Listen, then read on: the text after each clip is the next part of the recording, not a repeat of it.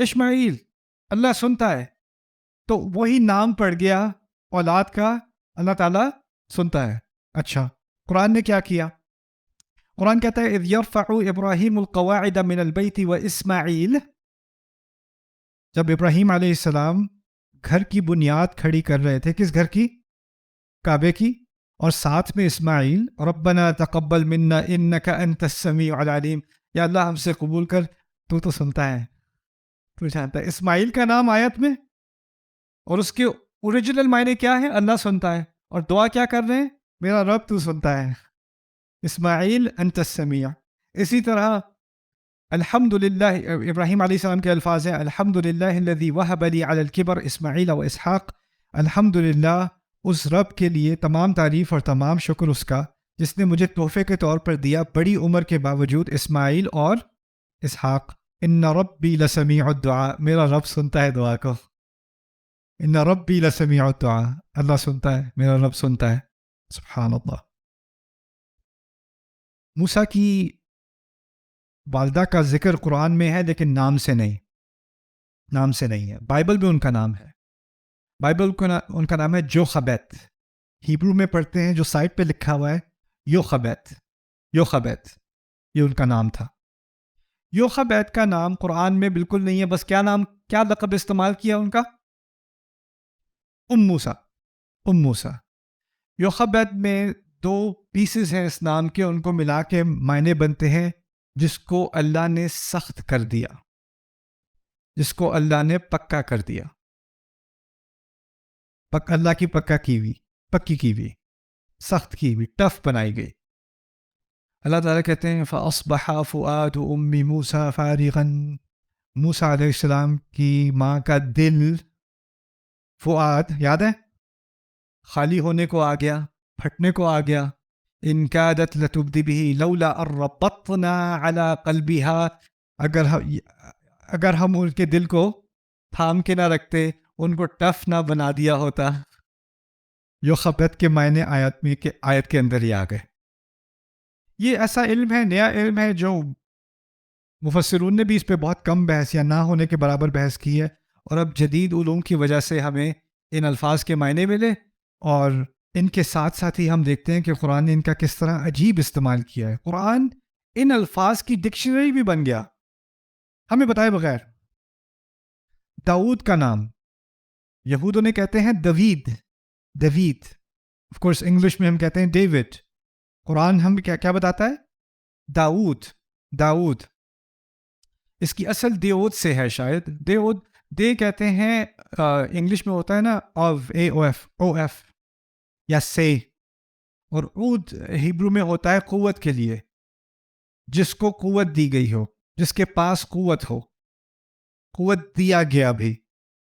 the one that has been given power. اللہ تعالیٰ کہتے ہیں اصبر علی ما یقولون واذکر عبدنا داود ذی الاید، ہمارے بندے داؤد کا ذکر کرنا جس کے پاس بہت قوت تھی. ذی الاید، داؤد ذی الاید، انہ اواب. This is one of my favorites. Ilyas. Ilyas کا اصل نام الیاہو. It's hard to pronounce in Hebrew. اس کے مختلف حصے ہیں. ال which is خدا، ای which is میرا، جیسے کتاب عربی میں ہوتا ہے نا کتابی، میری کتاب، ای، اسی طرح کی ضمیر ہیبرو میں بھی ہوتی ہے. اور یاہو سے مراد رب، یعنی میرا رب یا میرا الہ رب ہے، میرا الہ رب ہے. یہ اس کے الیاس کے یہ معنی ہیں اوریجنلی. یہ آیت سننا، ان الیاس لمن المرسلین، الیاس بھیجے والوں میں سے تھے. اذ قال لقومه الا تتقون، جب انہوں نے اپنی قوم سے کہا کہ تم تقوی کیوں نہیں کرتے. تدعون بعلا وتذرون احسن الخالقین، کیا تم بعل کی عبادت کرتے ہو، اس کو پکارتے ہو، اور بہترین خالقوں میں سے سب سے بہترین کو چھوڑ دیتے ہو.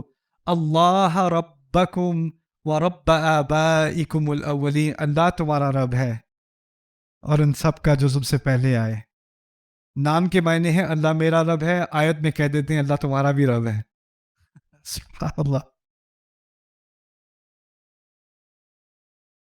حوا سلام علیہا، ایو ہوا ہوا یا ہیوا ہیبرو میں استعمال ہوتا ہے گھر کے لیے. گھر کے لیے. گھر کے لیے عربی میں لفظ ہے مسکن اور سکن. قرآن بار بار جب ان کا نام تو قرآن میں ہوا نہیں آیا اس طرح، لیکن جب ان کا ذکر آتا ہے تو سکن یا سکون ضرور آتا ہے. اسکن انت و زوجک الجنہ، اسکن انت و زوجک الجنہ. اسی طرح یہاں بھی کہہ دیا هو الذي خلقكم من نفس واحدة وجعل منها زوجها ليسكن إليها، اور ان کے معنی الفاظ کے معنی میں ہی گھر ہے، ٹھہراؤ ہے.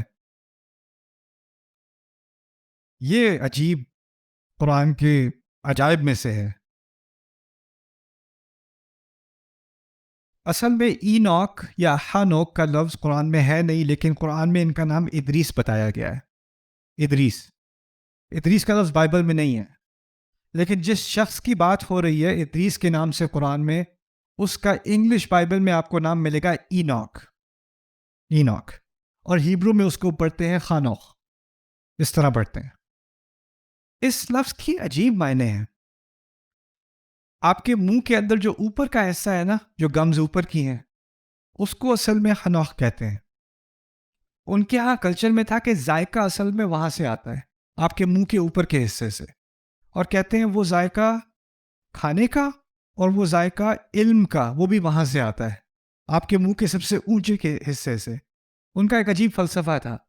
تو جب وہ کسی کو اینوخ کہتے تھے تو کہتے تھے اس کا علم میں بہت اعلیٰ درجہ ہے، اس نے بہت کچھ پڑھا ہوا ہے، بہت اعلیٰ درجے کا ہے. قرآن نے ان کا یہ معنی کا، ان کے لفظ کے معنی کا استعمال کرتے ہوئے ان کا نام کیا بتایا ہے قرآن میں؟ ادریس. ادریس نکلا ہے درس سے. درس کہتے ہیں پڑھنے کو، اور ادریس جو بہت زیادہ علم رکھتا ہو، بہت اعلیٰ مقام ہو اس کا علم کی وجہ سے. وَاذْكُرْ فِي الْكِتَابِ إِدْرِيسَ إِنَّهُ كَانَ صِدِّيقًا نَبِيًّا وَرَفَعْنَاهُ مَكَانًا عَلِيًّا. ادریس کا ذکر کیجئے، وہ صدیق تھے، نبی تھے، اور ہم نے انہیں اونچا مقام دیا. اینوخ کے معنی ہیں کسی کو اونچا مقام دیا جانا اس کے علم کی وجہ سے. سبحان اللہ.